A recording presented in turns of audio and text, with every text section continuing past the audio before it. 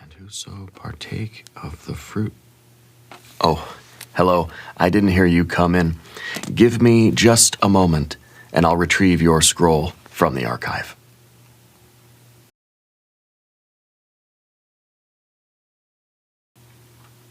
From the archive, this is scroll number 206. What is apophenia, and how does it shape meaning?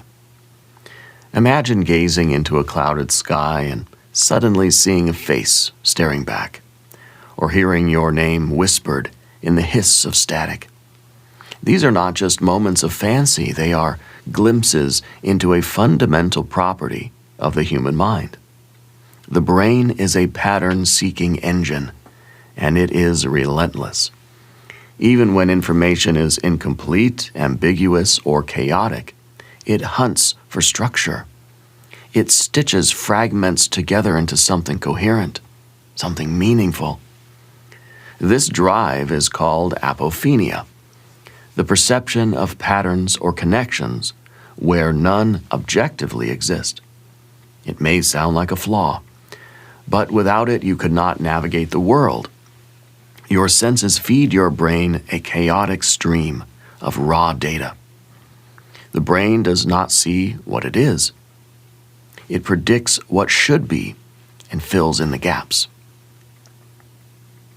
Apophenia is what allows you to recognize a friend's face from a fleeting glimpse or follow a melody through noise.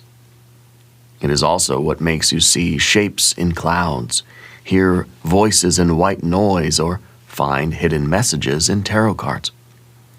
Neuroscience shows that perception is not passive reception. It is active construction. The brain builds internal models of the world and compares incoming data to those models. When the data are vague, the model fills the space. This is why you see order and randomness. The brain would rather guess wrong than not guess at all. To it, meaning is survival. But there is a paradox. This same mechanism that lets you find meaning can also mislead you. Apophenia creates false positives, phantom patterns that feel true because they resonate emotionally. Superstitions, conspiracies, and omens can arise from this overactive pattern making. The mind feels a flash of significance and assumes it reflects external reality. It rarely considers that the pattern came from within. And yet, this is also where magic begins.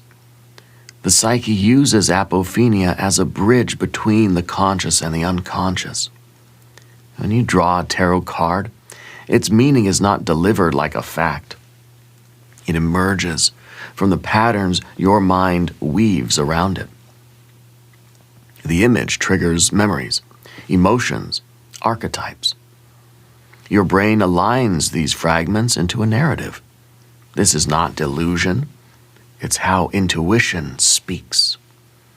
The card becomes a mirror for the deep structures of your psyche, structures too fluid to appear any other way. Jung called this phenomenon synchronicity, when it happens in the outer world, a meaningful coincidence that links inner state and outer event. Modern science calls it patternicity, pareidolia, or simply noise. But the experience is the same. Something random suddenly feels alive with meaning. The spark of insight that erupts from this is often real, even if the pattern itself is imagined. The meaning is authentic because it reveals the shape of your mind. Artists, mystics, and visionaries cultivate this. They learn to enter a receptive state where apophenia runs wild, generating unexpected links between disparate fragments. This is the essence of creativity, the spontaneous binding of unrelated pieces into a new whole. What looks like madness from outside can be revelation from within. The difference between delusion and divination is how you hold the pattern. The deluded mind clings to the pattern as absolute truth.